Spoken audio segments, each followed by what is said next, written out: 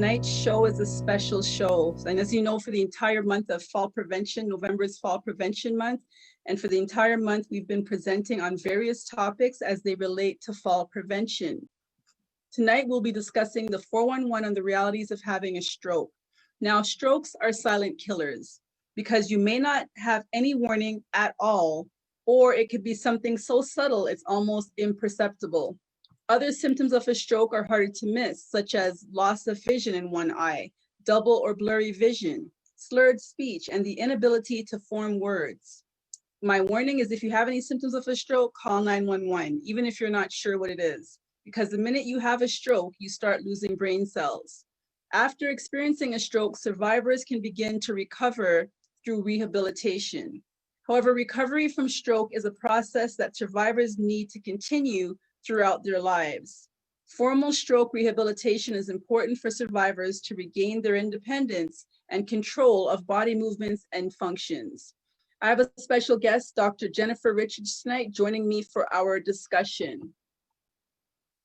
Now, Dr. Jennifer Richards is a doctor of theology and is a certified temperament analyst in chaplaincy. Hope I said that right. She provides counseling in grief and loss, depression, anger management, and conflict resolution, domestic disputes, and she's also licensed to perform weddings. Through it all, Dr. Richards is also a stroke survivor.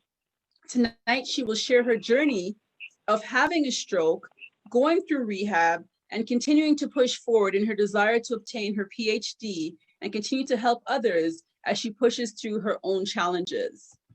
I also have on the call tonight, Alpha King will be joining us. So approximately 10 years ago, while sitting in a hospital room with his mother, while she was awaiting cancer surgery, Alpha was there to witness her experiencing mini strokes right before his eyes. He was then plunged into the world of senior home modifications 4 years ago after his mother, who is now in her 80s, fell down the basement stairs. Tonight, he will share his experience with us. As for me, for those of you who haven't joined this show before, my name is Desiree King, and I'm a senior home safety advisor here in Ontario. Before I share my story, I too will be sharing a story of my grandmother, who when I was in my teens, suffered a stroke and survived for 10 years after that, but remained speechless. The first question I'm often asked when I deliver seminars to groups such as this is, what do you know about aging and you're so young and why do you care? And my response is quite honestly that it's my passion. Now, I'm probably going to date myself, so don't try to calculate the age. But when I was 14, I volunteered to work as a candy striper. And as a candy striper, I wore that red and white apron. And in my case, I delivered books on the geriatric floor. I then went on to work as a dietary aide in the geriatric ward of a hospital through my high school years. And since then, I've worked in or owned several senior-related businesses. Most recently, I was a realtor for the past 6 years who specialized in working with the 55-plus demographic. And I've taken a slew of courses in everything from aging in place, downsizing, retirement living options to dementia care. I've also worked as a client care coordinator for one of the leading home health care companies in North America. I must admit that during my time spent as a realtor, I've always felt a pull towards the educating and serving side more so than the transactional real estate side. So at the beginning of 2020, I knew that something in my life was going to change. I knew that my calling was greater than my career. Little did I know, or anybody as a matter of fact know, that we'd be hit with this thing called coronavirus, this awful pandemic that's still lurking. And over the past 7 months, coronavirus has killed roughly 9,822 Canadians. 81% of these deaths are linked to long-term care homes. Now, health officials have cited the need for rigorous visitor and resident care protocols and precautions in these facilities. However, the solution is also in our hands. We, as a people, as the future elderly population of this country, have to make some decisions as well. And I firmly believe that we as Canadians need to change our thinking and method of caring for the elderly. One possible solution is that we honor the wishes of our elderly members of society and be able to provide for them to stay at home by doing what places like Scotland has done and pouring money into home modifications and home health care as opposed to hospital funding. So over the past 2 months, as I sat at home listening to the news and watching the number of deaths occur with our seniors, I realized that I wanted to do more than I was already doing. I realized that being a realtor did not align with my desire to have a greater impact on the lives of seniors. There's an ancient Greek physician, Hippocrates, and he once said, "Desperate times call for desperate measures." My drastic measure took the form of me officially resigning from real estate and turning my attention to my one thing, which is senior home safety. Now, while many seniors want to stay at home safely, the fact of the matter is their homes are not equipped to do so. So in preparation for what I see will be a shift in the mindset of seniors, their adult children, and society on the whole, my main objective is to assist families in figuring out what is wrong in the homes of themselves or their loved ones, and what needs to be addressed in order to allow our seniors to be safe in their own homes. So you may be wondering, why is falls prevention important? Well, the number one reason is falls are common. Falls are the leading cause of fatal and non-fatal injuries for older adults. As a matter of fact, 1 in 4 older adult falls each year. And every 11 seconds, an older adult is treated in the emergency room for a fall. Every 19 minutes, an older adult dies from a fall. The second reason is that falls can cause serious injuries. Falls result in injuries such as hip fractures, broken bones, and head injuries. In fact, more than 2.8 million older adults are treated in emergency departments annually because of a fall, resulting in over 800,000 hospitalizations. Those numbers are alarming. The third reason is falls are costly. The average hospital cost for a fall injury is over $30,000. Falls with or without injury carry a heavy burden on the quality of life. And after a fall, many older adults develop a fear of falling, and as a result, they limit their activities and social engagements, which really is a backward step. Fear of falling can result in further physical decline, depression, social isolation, and feelings of helplessness. Falls also impact caregivers too. Research has shown that after a care recipient's first fall, caregivers report a significant increase in caregiver burden, fear of falling, and depression. Research has also shown that the toll on the family caregiver's health appears to increase over time. If you are in a position to prevent a fall, whether it is for yourself or as the caregiver or the person you are caring for, you can save time, stress, and money. Falling is one of the most common complications of stroke patients, and falling can also lead to reduction of independence of activities of daily living, such as eating, bathing, dressing, toileting, and transferring. There are 62,000 strokes in Canada each year. That is 1 stroke every 9 minutes. As a matter of fact, 405,000 Canadians are living with the effects of a stroke. Today, we have the honor of chatting with Dr. Richards, who is a stroke survivor, about her experiences, her struggles, and her advice for overcoming with everyone. Dr. Richards, welcome to our show. How are you today? Thank you, Desiree. I am honored to be on your show today and looking forward to participating. Thank you, Jennifer. Now, what is your story? Tell me your story. Like, what was your what did you do in your younger years and while you were still working? Excuse me, I'm still in my younger years. Pardon me. Sorry. Yeah.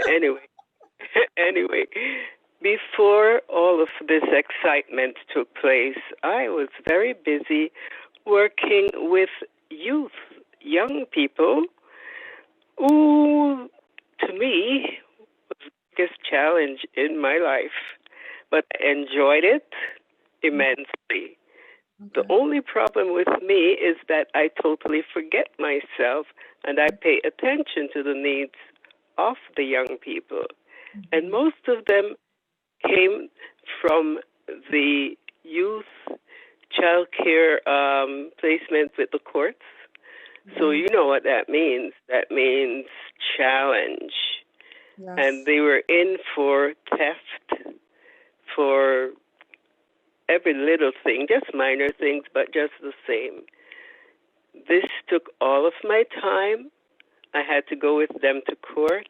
I had to place reports for them with their workers, so lots of meetings were involved. That took all of my time. Sometimes I forgot to take my medication on time, forget to eat on time, and the beat goes on. Wow. And that is this something this that is something so common. That is something so common with us. So often, I think, especially as women, we neglect ourselves for our careers, for our families, to make yes. sure everybody else is good, but we are not good, even though we're not showing those symptoms, right? Yes, and this is a good recipe for a stroke or anything of that nature. Because if you don't know that you're not invincible, then you'll continue, and then the result of it is what I have experienced and what most people of that nature would experience. Therefore, this this chance to speak to you this evening is an honor. Wow. And you're giving me goosebumps as you're speaking, because I'm now questioning how I never, just the other day I was saying to my husband, I don't think I'm doing enough. So I always push myself to do more and more and more. You But never do enough. No, there's never enough time, but we can't do it alone. And when we can remember ourselves, we should pay attention to our needs too. That's one of my major concerns right now. So, yeah, wow. that's basically the retirement part of it. In general, I've retired, but I have not retired. I was going to say that when we joined the call earlier before we went live, I spoke about retirement, and you said I'm not retired. And yeah, you haven't, because you have done so much and I've known you for probably about 6 or 7 years now. And in that time, Yep. I've witnessed you accomplish so much, which we'll delve into a little bit later. But what age would you have considered yourself officially retiring from the work that you were doing? Do you mean according to whose standards? Society. Society is usually 65. That's when you Okay. retire. Okay. Okay. Supposedly, yeah, but Yeah. life goes on. Exactly. And so I continued. Exactly. So, Dr. Richards, if you don't mind, can you please share with Hmm. us what led up, and as well the day of, that led to you having a stroke? Well, I will tell you what. The night before I got the stroke, I was very busy. I never even stopped to eat, to have my dinner.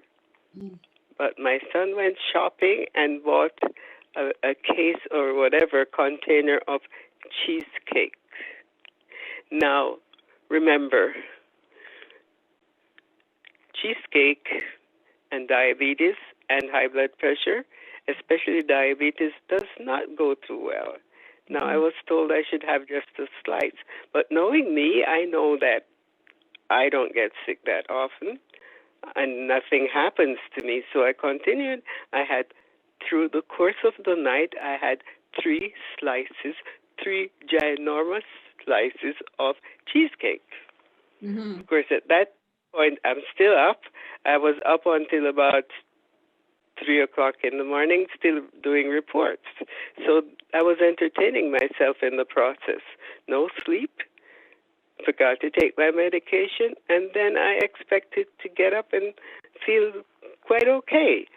But during the course of the night, I must have dozed off, and when I got up in the morning, I was feeling a kind of woozy. I didn't know why I was feeling the way I did, because I've never had a stroke before, nor have I experienced having a stroke. I decided to go to the little girl's room. I came back out. When I came out, I felt, wow, why am I feeling like this? But no one was around at the time. I was just going up and down the stairs, doing what I do best, and I felt my legs feeling kind of like it's not losing balance, but it felt funny, like tingling, you know? So I decided, okay, let me sit for a while. And I got up, and then at about maybe 2 o'clock in the afternoon, I felt I was using the phone and it fell out of my hand. I said, okay, something's not right here. So I alerted my daughter-in-law, and she, being a nurse, knew what to do. She called the hospital, and they sent ambulance for me. I was still able to move around. I was walking. In fact, I didn't want him to come in with a stretcher to get me. So I walked out to the ambulance by myself, no sirens, nothing. I got in. They took me to the hospital, did all the tests and everything, and I was okay. I was still moving around okay. While they were doing the test, I had to go to the washroom, and that's when I realized, okay, I've got no legs now. They're gone. I was hardly able to get out of the girls' room. Wow. But that was the beginning of what was supposed to be a stroke. Only I didn't know. And that was that. So there you go. That actually leads into my next question I was going to ask you is, did you know that they were signs of a stroke? So you were completely unaware, is what you were saying? I hadn't a clue about stroke or anything. They just took me, found that I had a stroke, and apparently my sons were there visiting, and they both knew what to do. With they started manipulating the limbs right away, So anyway, that's where I was, waiting. But I was in good spirits because I didn't see that there was any great thing the matter. Wow. Yeah. And so I have a question here. Did you have any health issues that may have been a contributing factor? You mentioned being diabetic. And, yes, those are the. That was the major factor you think that helped contribute to it? Okay, the blood pressure and the diabetes together does not make good company. Both of them. In fact, the diabetes went up so high. The reading was so high that it seemed to have knocked the blood pressure out of the ball court and took over. That's what happened. Both them decided to have a tug of war, and the diabetes was in control. So I know that diabetics are supposed to follow a rigorous diet. Were you prior to the cheesecake? Prior to the cheesecake, would you say you were following a diet as a diabetic should, or were you? No, I was not following anything. I just thought having the medication and taking it, which I didn't at that time, and as I said, I thought I was invincible. I've been going for years and been fine, and well, the rest is history. Wow. I'm going to pause right there and just ask Alpha to come off of his mute. Alpha, I know that your mother is diabetic as well. I know you were in the hospital the night when she had a series of strokes. Can you please, was she diagnosed as being diabetic prior to that? Oh yeah, she definitely had diabetes. And her situation was that she was also had the cancer as well. And so she was actually going in for another test. So I had actually had the time, not really time from work. I went in and I went to the hospital, and I was actually studying for a management course. So I was doing the different programs, and I was really trying to push through and get that finished. So I said, okay, well, I'll just take you to your appointments. We got to the hospital, and they checked her in, and she was in a room. And so I sat down next to her bed, and I continued to study. And we were chatting along. She'd ask me something, I'd respond. And she said, "Ow, is there something wrong with my face?" And I looked up at her, and the whole left side of her face had gone completely flat. And I said, "What's going on?" And I pressed the button for the nurse. They came in, and my mom had recovered at that point in time. So I had explained to the nurse right then and there what had happened. And immediately she called for the doctor.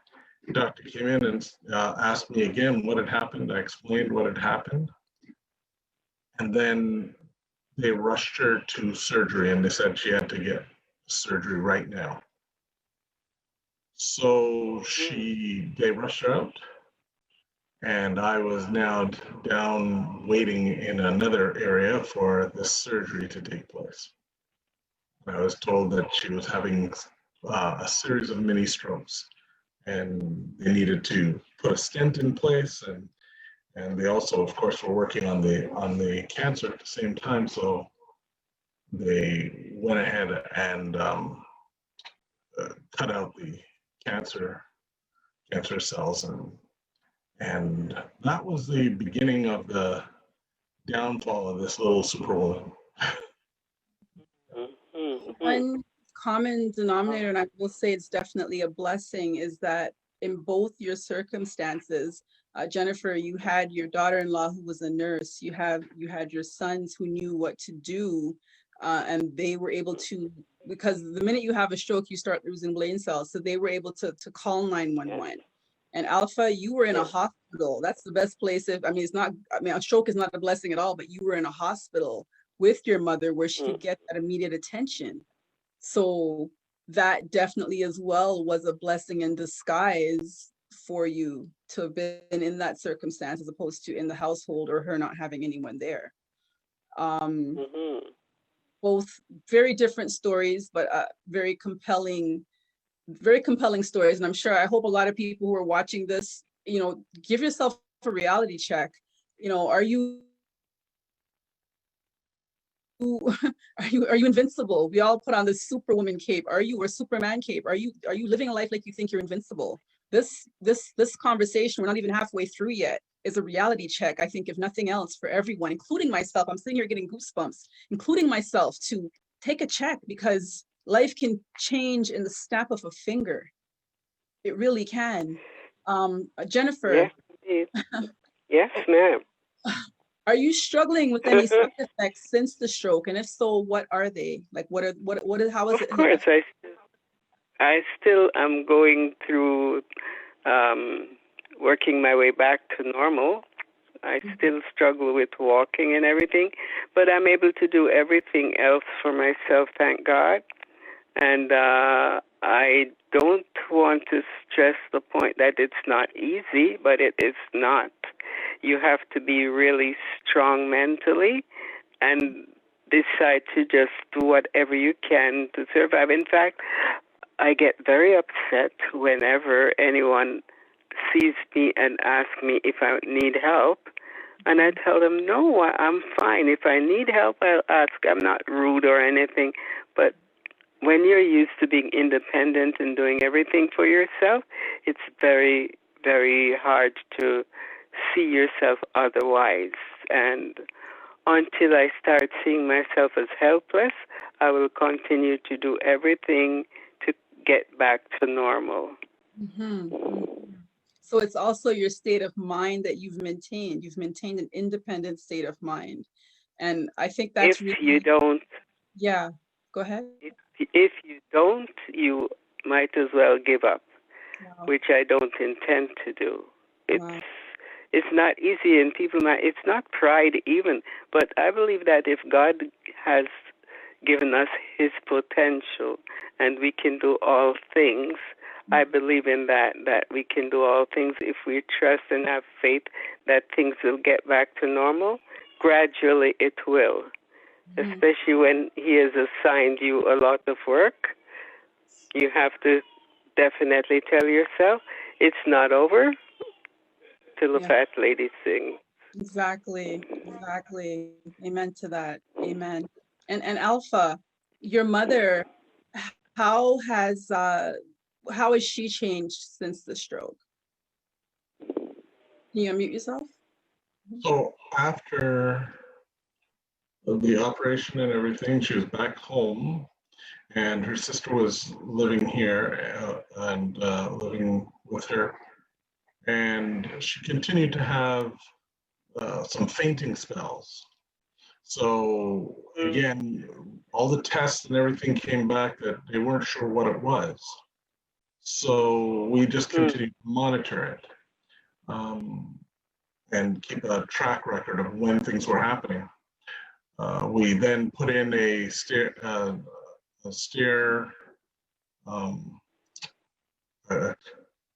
say climber, but elevator. No, a stair lift. Yes, a stair lift. So we put in a stair lift, and that helped at least from her bedroom to the main floor, so that she could go to the kitchen and do her things. But and she tried to continue, as Jennifer said, tried to continue doing everything herself, cooking and making her breakfast. And one morning she decided that she needed some extra milk, and that was down in the basement. So she went down to the basement and went to get that. And then she was coming back up with milk in hand, and all of a sudden she had a dizzy feeling, and she tried to grab onto the railing, and she didn't, and she fell right back down the stairs, down to the concrete floor in the basement. Oh my goodness. So that was a major pain for her. She was then, we took her to the hospital, and funny enough, the Lord took care of her in that fall. She did not damage too much. I think more of anything that was more of a mental thing now, that she was more nervous about falls and things like that. Yes. And we had made the decision, I guess that was sort of the last straw of her having to do these stairs, and we started looking into living in a retirement residence so that she could avoid the stairs. And that was the next phase, was getting her over there. But I would say I spoke to her tonight, and I would say that it's still there. The pain from that fall is still lingering, and after that, might as well, she went on to, she had some other pains that were, and we tried to figure out what it was. And after getting some tests and stuff done, some x-rays and things, they found that her hip was actually bone on bone, and that was major pain. And that was what was causing the pain in her leg, and nothing that she could try could get rid of that. And luckily, the doctor that we talked to said, you know what, I can do the operation if you want to. And we can get your hip better. And it was just a matter of, her nerves. She was nervous about, going into surgery again, but it was either live with that pain or go and have the surgery and at least try to get rid of some of that pain. So she did. And it was about 2.5 months after she had the surgery that she was in rehab. And she's finally moved back to her residence with her sister, where she's now living. And they are clear of any COVID or anything like that. So she's able to now walk from her apartment to the elevator and back with the aid of her walker. And I was asking her sister how she was doing, and she says it's much better from what she was doing prior to the surgery. So blessings and little blessings that we have to be thankful for. Yes, for sure. For sure. I will correct a little bit of Alpha's story. After the stroke, she didn't have the stair lift. It's after she fell down the stairs, because Alpha is my husband. It's after she fell down the stairs, then she got the stair lift. And that's what led to her getting the stair lift. And yeah, she wasn't majorly impacted from it, but I do know from being around that I think the arm that was after her stroke, one of her arm became less mobile. So Yes. after she fell down the stairs, that arm was and still is continued. She can't raise that arm like this. That's not happening. She cannot raise this arm. And that was one of her biggest Yeah. complaints even in rehab was, you know, Mm-hmm. some PSWs or nurses are more caring than others, I will say. And one of her biggest Yeah. complaints to me was that, you know, she'd run into a PSW who wasn't familiar with her and they just left her with her stuff to put on. And she sat there and waited till they came back 20 minutes later. And, you know, the nurse said, why didn't, and she said, well, this arm is not mobile. And, you know, the nurse was asking her, well, why didn't you tell me? Well, why didn't you ask me? So that's Mm. also something out there, is that our caregivers sometimes need to put themselves or ask the questions they need to ask and put themselves in the shoes of the person who they are helping, because you never know what somebody's story is and what their capabilities are. So that, you know, I'm sharing Exactly. part of the story from knowing the story. Uh, Jennifer, what has been your biggest challenge in recovering from your stroke? Well, you know, I will tell you something. I don't know if it's because of my mindset, but even when I went to rehab, when they instructed me what to do, I'd go the next level, and I decide that I don't really need so much help. I from the beginning, I was able to dress myself.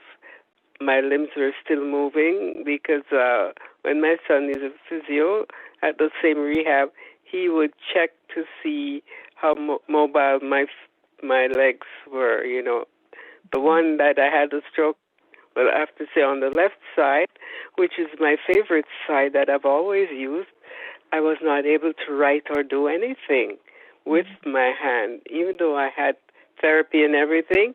I tried moving it. When I came back home from my therapy after 2 months, I was in the kitchen. The first thing I headed was downstairs. And my son warned me, Mom, when you're going downstairs, can you let us know so if anything happens? Well, you know me, Desiree. I said nothing. I said, okay. And when they're not watching, I went and practiced by myself to go downstairs without any supervision. I made it downstairs, and then I started practicing how to go back and forth. I always position my mind before I start doing anything. Okay, this is what I'm going to do, so in case anything happens, I can do so. So basically, I challenge myself. So I was able to dress, even though my arm, it's still not 100% back to where it should be, but I was able to dress myself, put my clothes on, my shirt, my pants, everything. With struggles, of course, but I managed to, up to now, everything I'm doing on my own, except I don't get around as much as I used to. I mean, mobile, moving around, walking, and so on. If you don't move every day, it it goes to sleep. Your legs will not want to do what it's supposed to. It gets lazy on you. So that's basically where I'm at right now, trying to And get back on yeah. track. And you know, it's funny you mentioned that, because I read that one of the main points towards recovery is that the person has to keep challenging themselves to do more and go slightly beyond Yes, their comfort zone to facilitate those changes in the brain. So you shared with us it's the brain. your physical Yes, action, but I know I've seen you accomplish your master's and your PhD through this. So yes, because you know what? I am a fighter. And I keep telling myself that there is nothing that's going to keep me from doing what I have to say. I speak to the situation and say, okay, just because you see that you got me into this situation doesn't mean I'm going to stay. This is not my permanent address. And I keep on saying that I will not reside here forever. I got work to do. And I keep telling myself that. And in the snow, in the sleet, in the hail, I kept going. But in the beginning, when I came home, I was more mobile. I was moving. I would walk from here to Timbuktu and back. I didn't feel any way about it, but one day I learned. You see, the mind, it's very powerful. I learned that there was an accident, and this guy who was a drunkard killed a grandfather and 3 little children close to where I live, close by where I'm living. And that put me in a quandary that I was afraid to go walking like I used to. I can't explain to you what fear that put in me, because I'm walking and I'm crossing the street, a big wide street, I'm crossing by myself, and I never thought anything about it. But at that moment, I got scared. And then, to top it all off, the very weekend that happened, we woke up and found that a tree was missing from in front of the yard. A car drove through. Somebody must have been drunk.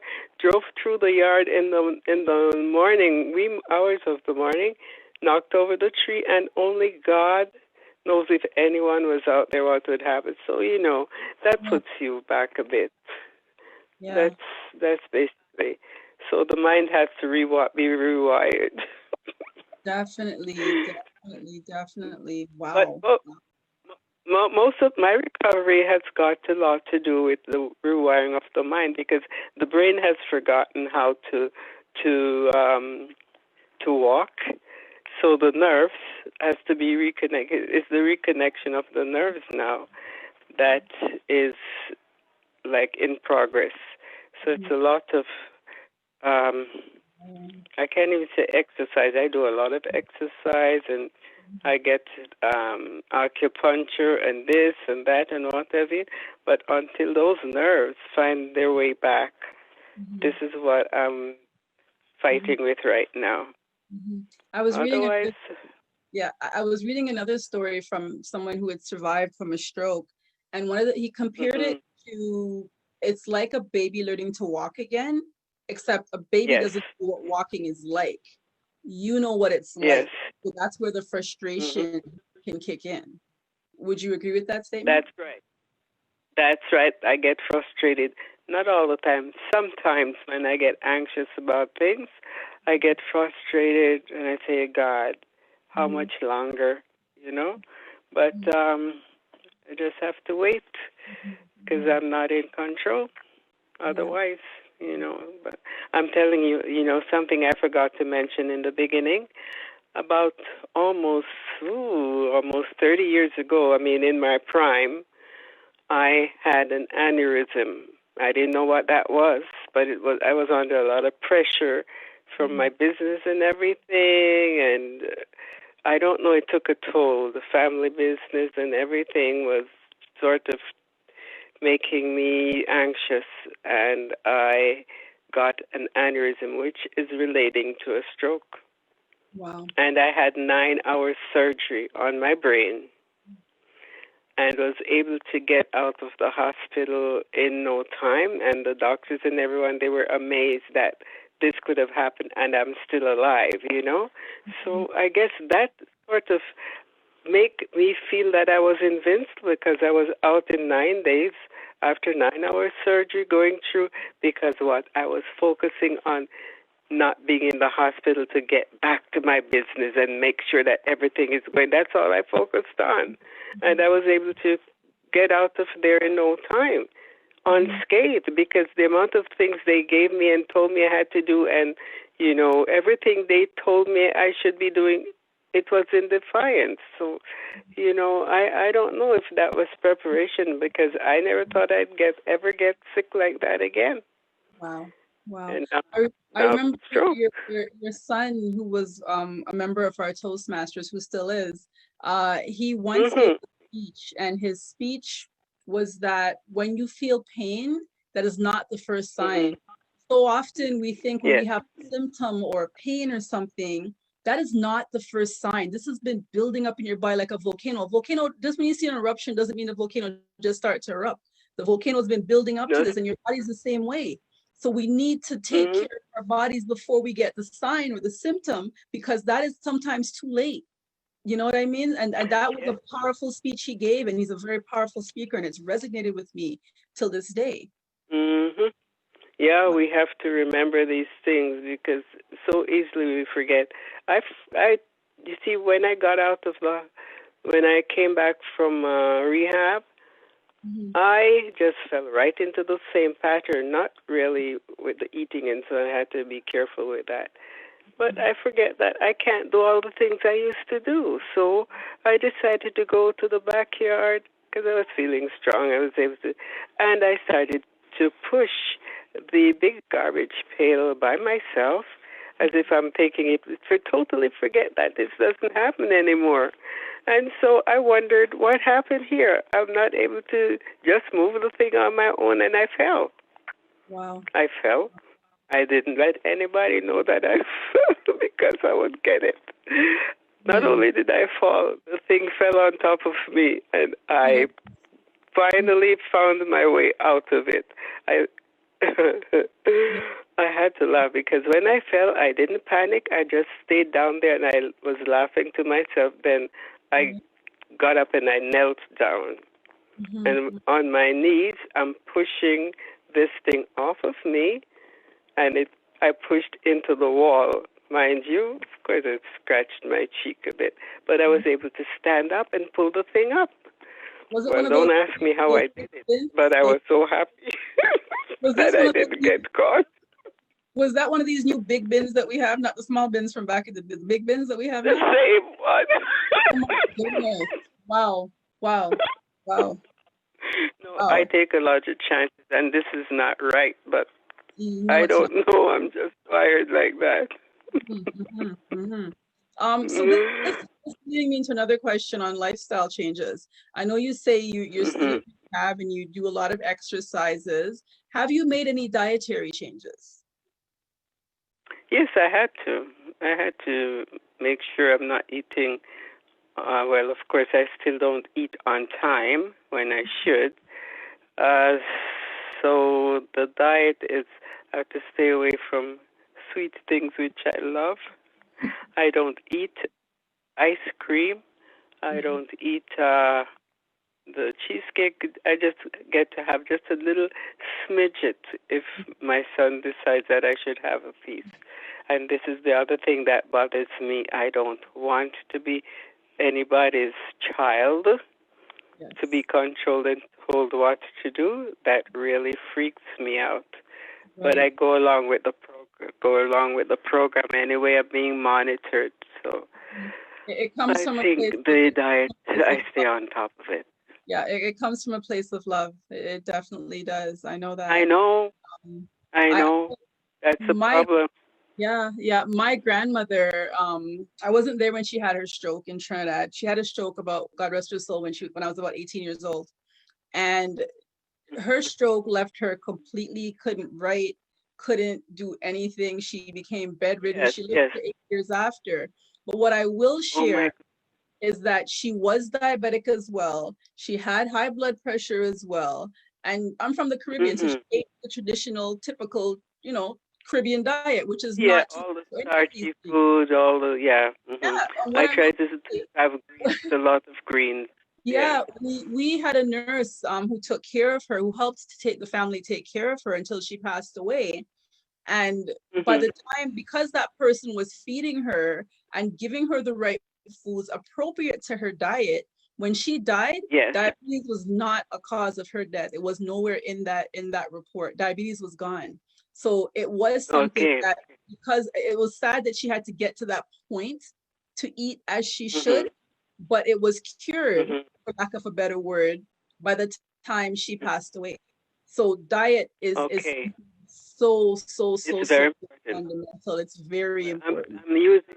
I have some supplements. There's something called FOL, that is an antioxidant, and it has other things in it that's nutritional, plus other things that I'm taking Mhm, along with these things to mhm. help me to follow through with the program, you know? But Right, right. yeah, but Wow. it's a part of life's journey. We got to learn as life teaches us as we Mhm, grow and we get mhm, wiser, hopefully.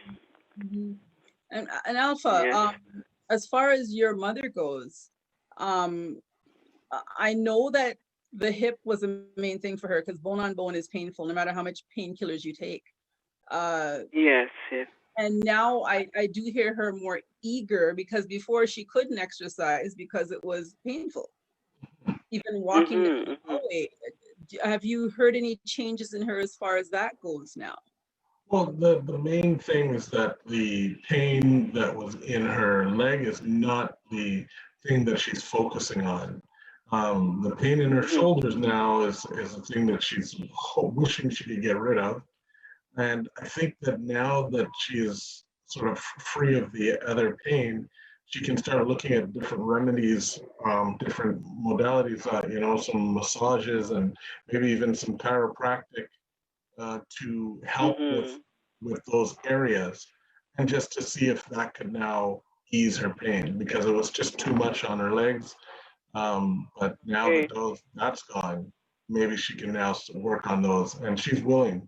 She's looking forward to have somebody drop in and do some and check on her.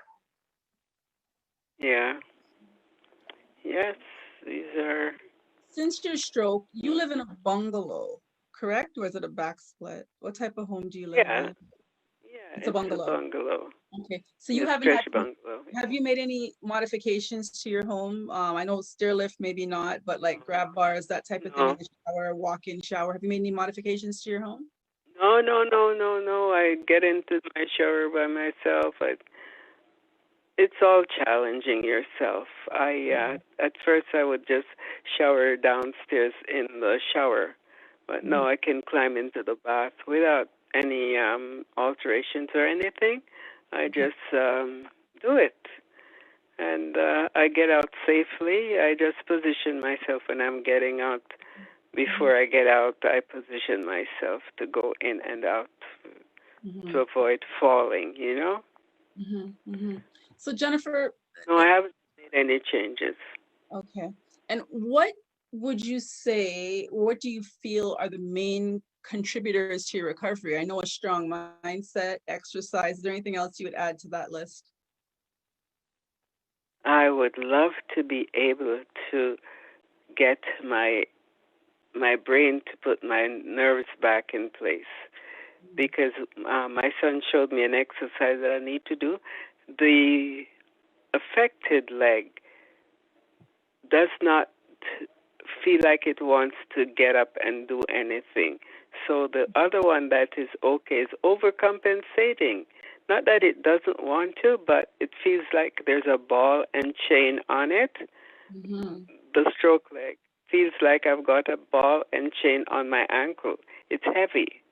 Wow. It's like and I'm dragging it most of the time. So because the unaffected one has been supportive of it, it's been taking advantage and decide that, well, let her do all the work.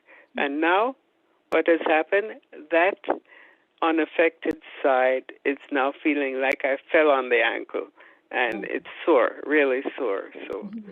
Mm-hmm. that's Mm-hmm. I really have to work on that now to Wow. get it back in That's a order. powerful description too, ball and chain. I'm sure we can all That's imagine how what it that was. feels.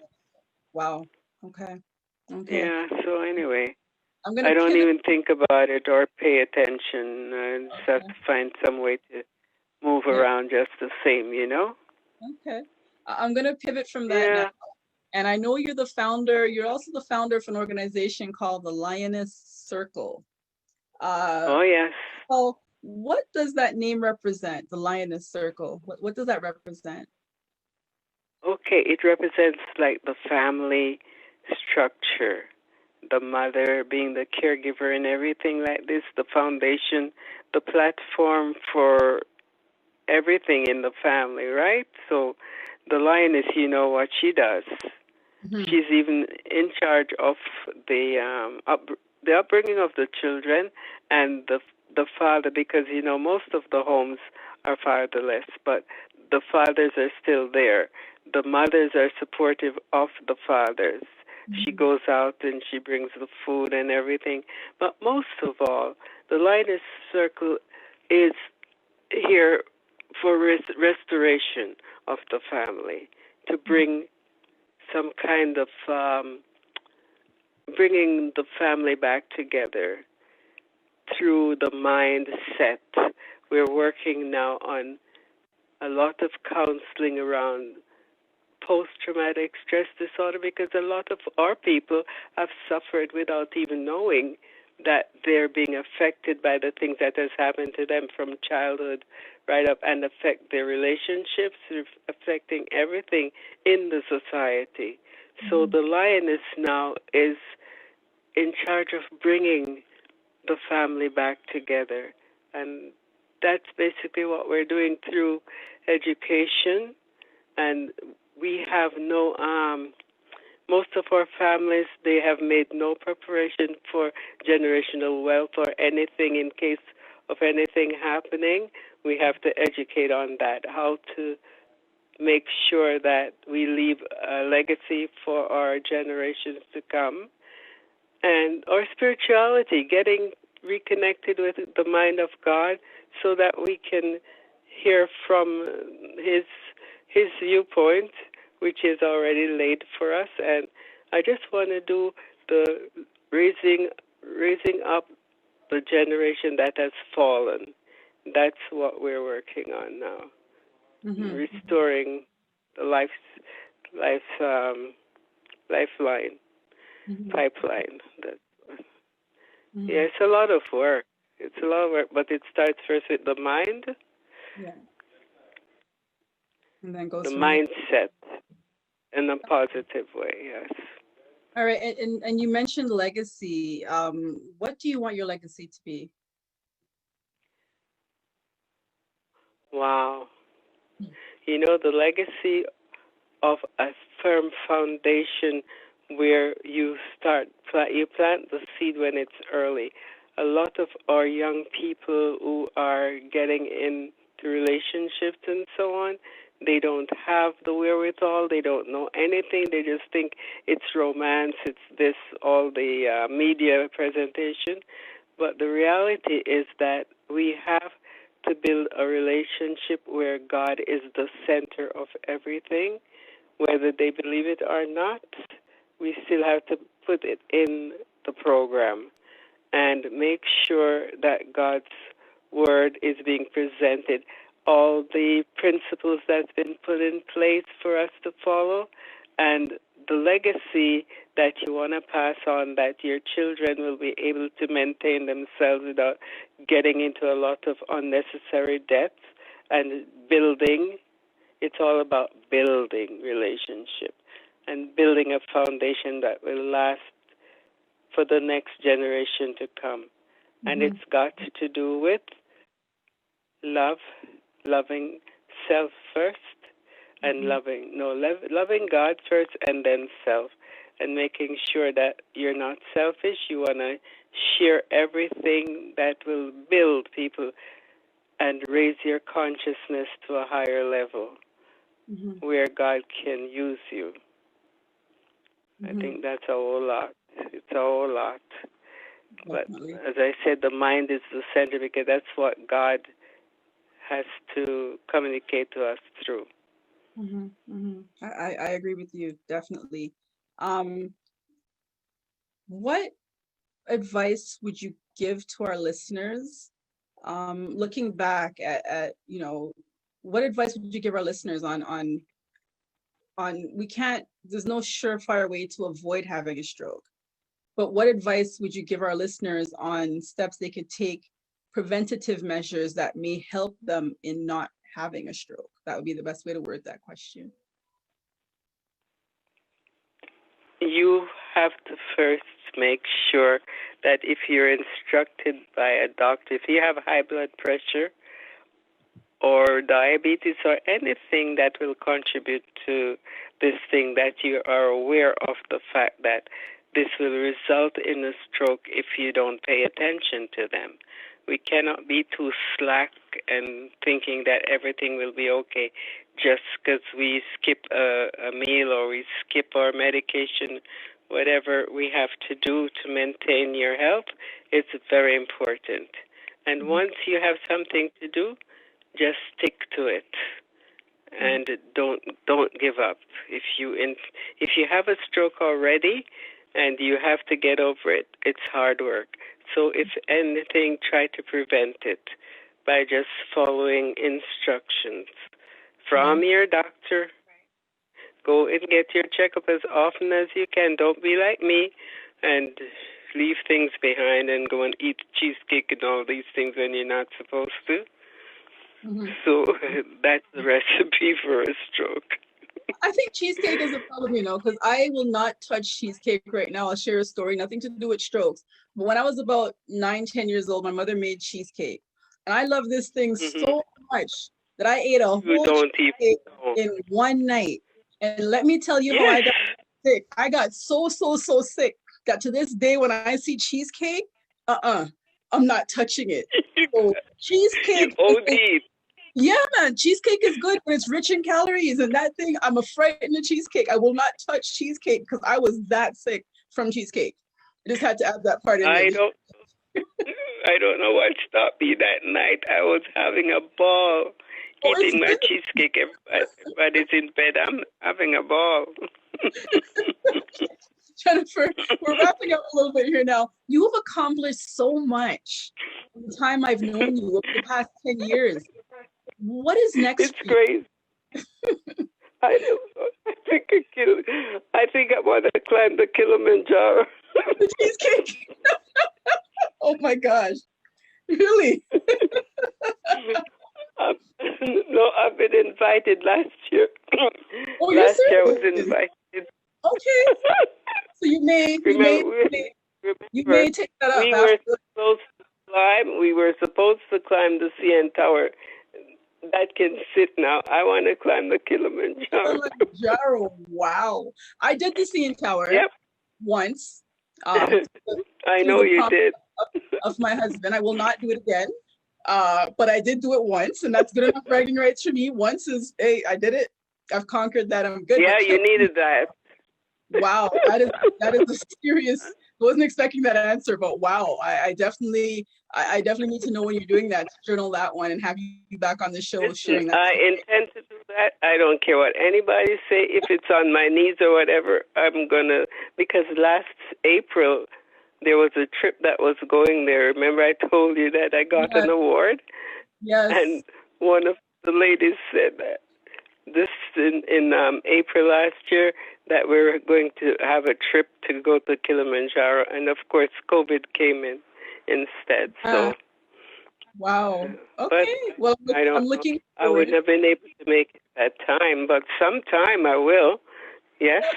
I love it. I love it. I love it. Jennifer, what motivates you? You have such a wonderful. Oh God. What motivates you? You know, it's good to have a cheerful spirit and never say die, okay? I have this one poem that has always motivated me. It has inspired me, and I use it a lot to inspire other people. And I believe in once I get started on anything, I don't believe in quitting. So this is what my motivation is all about, not quitting, just keep going. So there's like a drive, something that drives you, you know? So I don't know, where are we now in our meeting? We are being led by the Spirit, and I want to hear your poem. Okay, my poem is Don't Quit. So just bear with me, and I get that in order. All right. So Jennifer is going to share her motivational poem with us. Beautiful poem. It's called Do Not Quit. No, don't quit. So I want you to listen to it quite intensely and see what you can make of it. It goes like this. When things go wrong, as they sometimes will, when the road you're trudging seems all uphill, when the funds are low. Sorry, honey. Yeah, you're fading away a little bit. If you can start all over again, that would be great. Go ahead. Yeah, let me start all over again. Okay. Okay. This afternoon, afternoon. I'd like to leave you with a beautiful poem. It's called Do Not Quit. No, don't quit. Now I want you to listen to it quite intensely and see what you can make of it. It goes like this. When things go wrong, as they sometimes will, when the road you're trudging seems all uphill, when the funds are low and the debts are high, and you want to smile but you have to sigh, when care is pressing you down a bit, rest if you must, but don't you quit.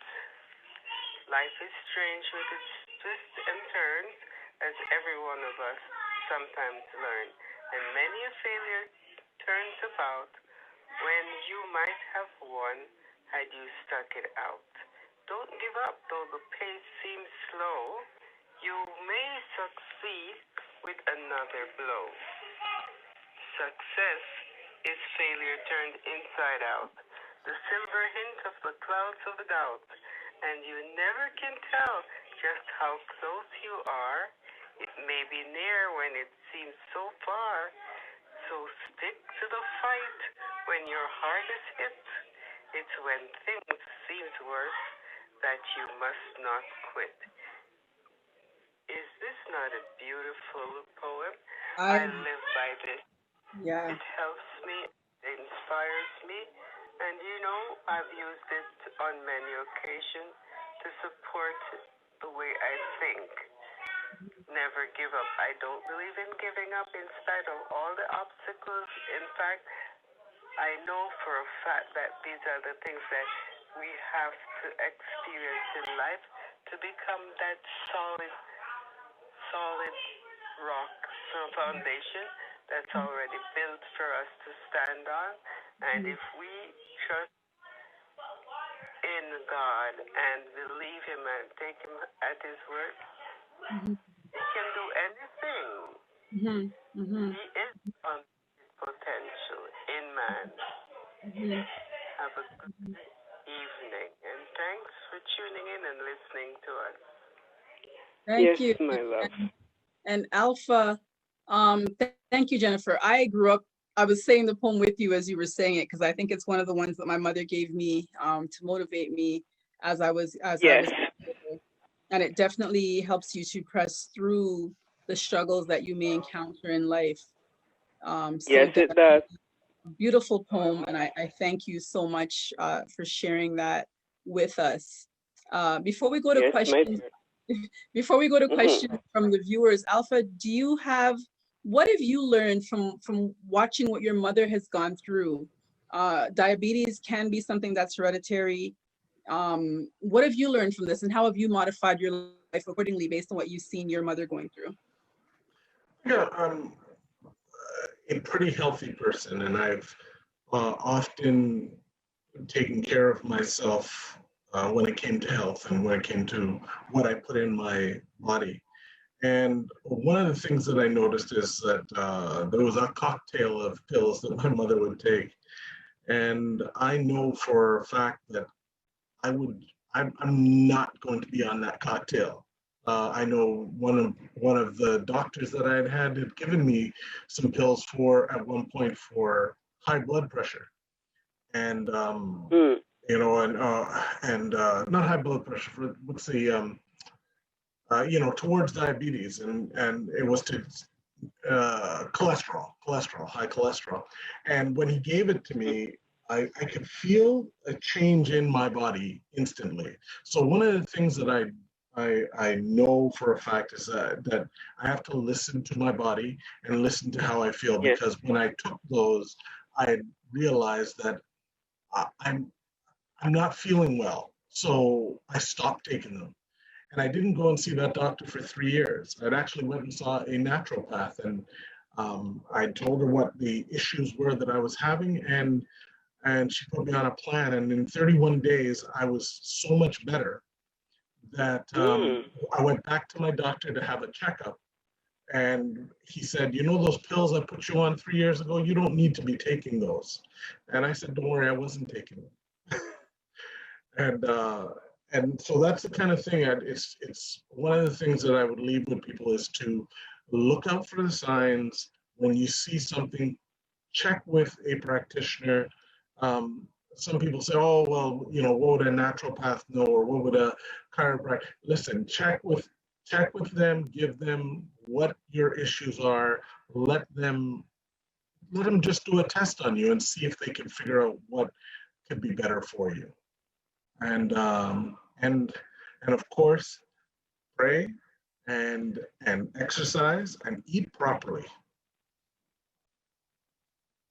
Wonderful advice. And I will top that off by saying we are not telling anyone to get off their medications. This is not medical advice. We're not doctors. We are just sharing with you other people's experiences and what they have done. So this is not advice. Don't go saying Desiree said this or Alpha said that. No, no, no, no, no. You still need to go check your doctor and make sure what you're doing is what's right for you. But we're saying to explore your options. That is all that we are saying on the show. And that's my disclaimer right now. We're not telling nobody to come off their pills. So making sure that's highlighted. Do we have any questions, Alpha, coming in from the audience?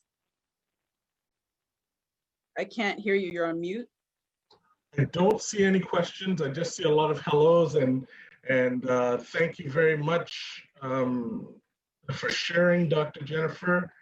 You know, they really loved what you had to share, and they really enjoyed the program tonight. No, this show is not really about the multitude. It's about reaching that one. If we can reach that one person tonight who needs to hear this. Each one. Each one. It's all about reaching that one person who may need to hear this on the brink of not knowing what to do, who may have just had a stroke, who may be on the brink of having a stroke and can make that change. So that is really what you're here to do, is to share what we have learned. Jennifer, before I flip back onto the screen and start sharing, you know, definitely stay with us on the show. But thank you so much, so much, so much. You have been a blessed friend in my life. You have been such an inspiration. You too. Such an inspiration, such an inspiration. And definitely, I do look forward to working with you in the Lioness Circle. I know it's something that we've been in and out, bobbing and weaving on, but I definitely in and out, but we're still there. I'm still here, but I definitely do look forward to working with you in a bigger capacity in that as time you know becomes more available. As time goes by. But let me tell you something. This inspirational thing and motivating people. I remember one evening I was leaving school and this young girl looked at me and she's smiling. And she said, I remember when you graduated and I'm looking at you. And then she said to me, you are the one that motivated me to start taking this course. Wow. Interest. So that's amazing. You never know what you're doing that may motivate someone else, right? And I definitely think you've been a motivation to a lot of people tonight. I know you have been to me, because really, I am you, that person who is going, like Superwoman. I can see it. Yeah, it's really giving me a self-check to say, Desiree, no, you know, you need to pump your brakes. You gotta balance things. Yeah. Amen to that. Now, I just wanted to share with everyone, when someone's having a stroke, the faster you recognize that they're having a stroke, the better. As you can see in both these situations we've shared stories on. And the word fast is actually what you think of when you think of the signs of a stroke. So I'm sharing with you fast. The F stands for face. Ask the person to smile. Does one side of the face droop? A is for arms. Ask the person to raise both arms. Does one arm drift downward? Speech. S, speech. Ask the person to repeat a simple phrase. Is their speech slurred or strange? And T is time. Time is so critical. If you observe any of these signs, call 911 immediately, as you've seen in these stories. I'm sure by these Alpha and Jennifer's family members calling 911 is why they are here today, able to testify to their individual stories of Jennifer for herself and Alpha for his mother. So please remember this word, fast. I cannot begin to stress how much helping yourself, a spouse, or an aging parent to avoid falls goes a long way towards preserving health and independence. And tomorrow is Monday, November 23rd. I invite you to come have some fun, join in and test your knowledge on fall reduction and injury prevention, words with a game of fall prevention word scramble. If you would like to be a contestant tomorrow, please email me by 3 p.m. tomorrow at Desiree@seniorliving411.com so that I can send you the login information for that, for the show tomorrow. Before I go to my final screen, Alpha, do you have any final words for our viewers?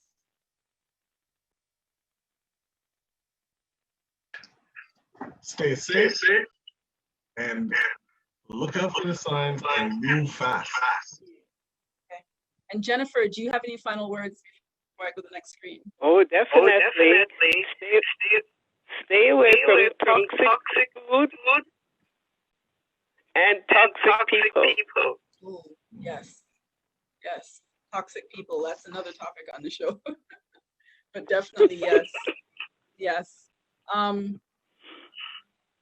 Thank you for joining us, everyone. Remember that all discussions can also be found on the YouTube channel, on the Senior Living 411 channel, or on the Senior Living 411 podcast.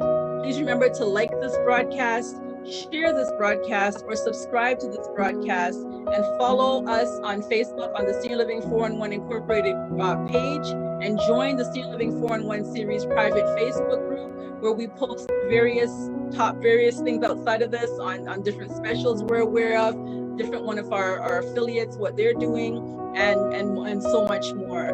So again, thank you tonight for joining us on this show. Thank you again, Dr. Jennifer Richards, my friend, my mentor, my inspiration.